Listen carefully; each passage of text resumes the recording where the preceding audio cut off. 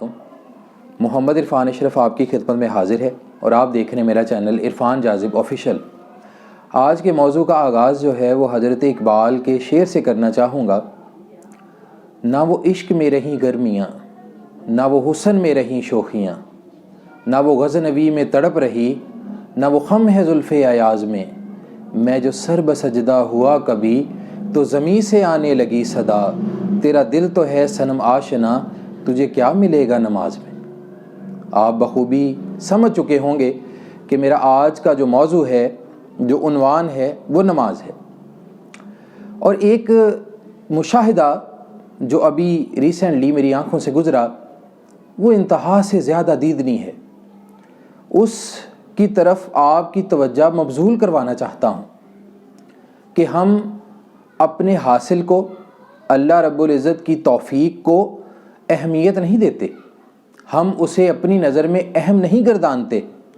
وقت اصل میں توفیق کا ہی دوسرا نام ہے، صحت اصل میں توفیق ہی کا دوسرا نام ہے۔ آپ سے شیئر کرنا چاہوں گا کہ ایک بزرگ جن کی کمر ٹیڑھی ہو چکی ہے، بینائی کا چراغ جو ہے وہ مدھم ہو چکا ہے، لیکن نماز کا شوق اور ذوق ابھی بھی باقی ہے۔ اپنے رب تعالیٰ کے سامنے جھکنے کا اور اس کے گھر میں آ کر جھکنے کا جو لطف اور لذت ہے، وہ بزرگ جو ہے ابھی تک نہیں بھولے۔ ان کے پاس محرک ہے، وجہ ہے کہ وہ بڑھاپے کی عمر کو جا پہنچے ہیں۔ چلنا محال ہے، جب کمر ٹیڑھی ہو چکی ہو تو کیسے چلا جاتا ہے؟ جب آنکھوں کی بینائی دم توڑ جائے تو پھر کیسے منزلیں طے ہوتی ہیں؟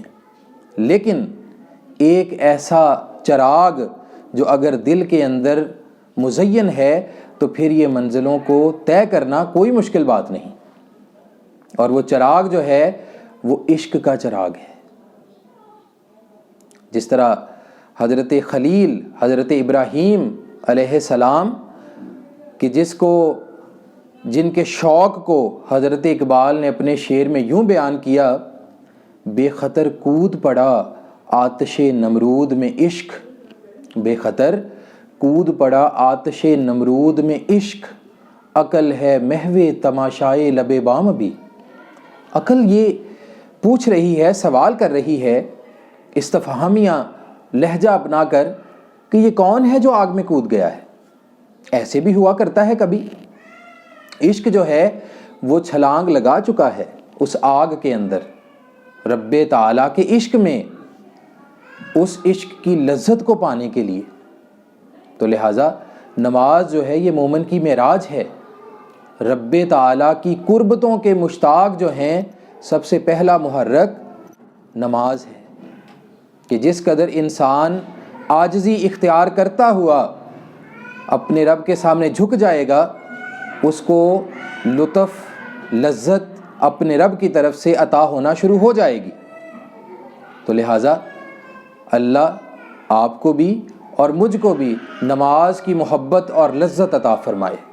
السلام علیکم، اللہ حافظ۔